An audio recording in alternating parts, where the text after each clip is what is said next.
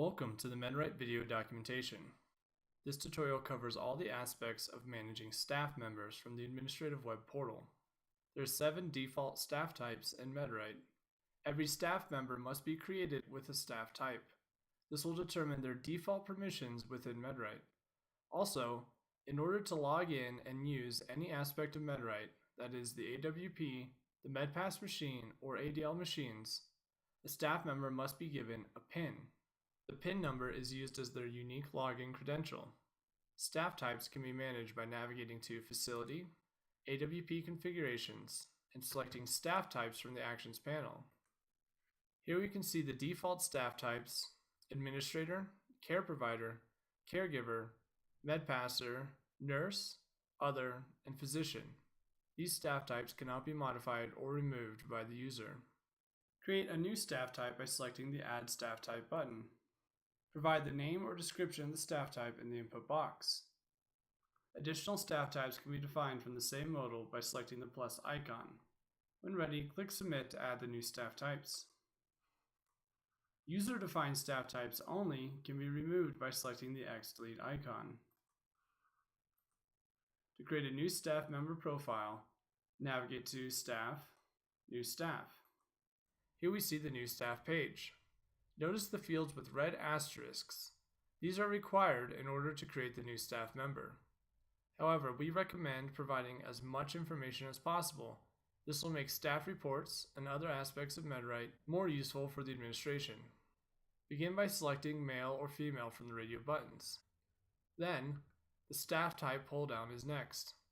Once again, this is critically important as it determines the default permissions of the staff profile being created. Here we will create a nurse. The next field is for the PIN number. A PIN number is not required to create a staff profile, but once again, the PIN number is required for any staff member who will actually be logging into MedRite. A PIN number would not be provided to create a staff profile for bookkeeping reasons without giving them access to MedRite. After providing the unique 6-digit PIN number for the staff profile, when the new staff member logs in, they should change their PIN number to something only they know. Never share PIN numbers as it is a HIPAA violation. Regardless of where in MedRite the staff member has logged in, they can always change their PIN number by clicking on their profile picture when they are logged in. The PIN change modal will display. Simply provide the current PIN and the new desired PIN, and then select Submit to change the PIN number. Next, provide the staff member's name. The date of birth can be selected with the calendar pull-down. Clicking the bar at the top of the calendar pull-down first steps out to months and then steps out to years to provide easier access to select the date of birth. Next, the hire date, which will by default be the current date. Next is the group clinic pull-down. Here we will select the group or clinic that this staff member is associated with. By default, it will be the facility itself. Staff members can only interact with residents that have been assigned to their group or clinic. Next, provide the street address, city, state, and zip code. Moving down in the page, provide the main and mobile phone numbers as applicable, and an email address. The email address must be provided if this staff member will have reports or resident calendars emailed to them. The next field is for the NPI number. This field is only required for physicians and primary care providers. If the NPI number is not known, use the Lookup NPI link to open up a web page to look up the provider's NPI number. The last thing that can be provided from the new staff page is the profile picture.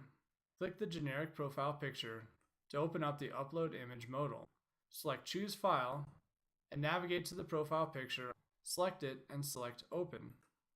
Then Submit to upload the profile picture. When ready, click Submit to finish adding this staff profile. The user will automatically be placed on the Edit Staff page after creating a new staff member profile. The Edit Staff page can also be navigated to from Staff, Edit Staff. Selecting our new staff member, we will automatically be placed on the Basic Information action. This opens the Edit Staff page, which looks almost identical to the new staff page and contains all the same information fields as the new staff page. There are two differences. One difference is the staff code. A staff code is generated automatically by MedRite for every staff member created. The staff code is what will appear on reports such as the MAR for documentation done by this staff member. The other difference is the historical status link. Selecting it opens a modal that displays every historical status change for this staff member, including when they were hired, if they were terminated, or reinstated. The next action from the Edit Staff page is Notices. Here staff members can receive notices about inactive orders for residents. Begin by selecting the Inactive Orders checkbox. Then select either text or email from the radio buttons.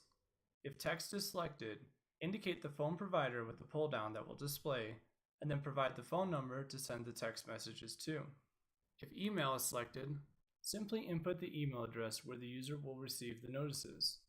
At the bottom of the page, the last selection is for what residents to receive notices for. Selecting everybody in the facility will cause the staff member to receive notices for every resident currently at the facility. Selecting Pick Carts will display checkboxes for every MedPass machine in the facility. Select one or more to receive notices for residents assigned to those MedPass machines. Pick Residents allows the user to select the checkboxes for one or more residents in the facility. All residents can be selected with the Select All button and then deselected with the Deselect All button. Residents can also be searched for by name.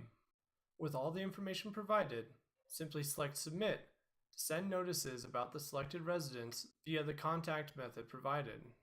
If notices are no longer required, simply select the Turn Off Notices button. The next two actions are for indicating the permissions for the AWP or for MedPass and ADL machines.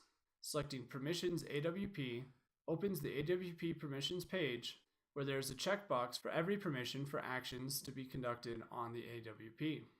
Note that many of the actions in the Permissions AWP section are identical to actions that can be performed from the MedPass or ADL machines.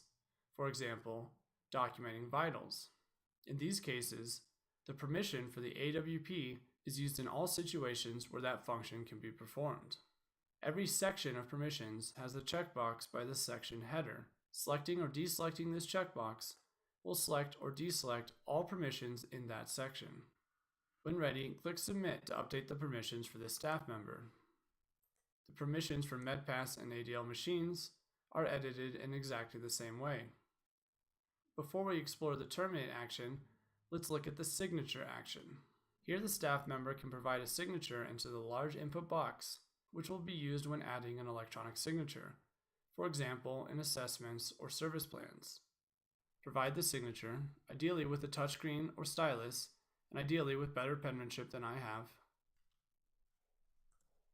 and submit. Now, selecting the Terminate action will remove this staff member from the list of active staff members, and will send the staff member to Past Staff.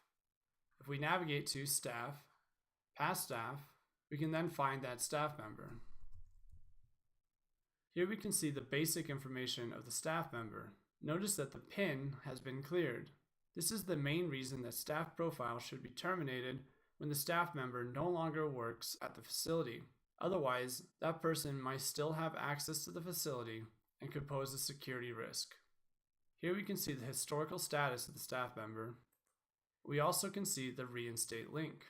Selecting the Reinstate link will return the staff member to the active staff members, along with all their permissions. However, they will need to be provided a new PIN. Returning to Staff, Edit Staff, we can now see this staff member again. This concludes the tutorial on managing staff members from the Administrative Web Portal. For more detailed information, specifically for the complete breakdown of the default permissions for every staff type, view the Managing Staff written documentation. Thank you for watching this MedRite tutorial.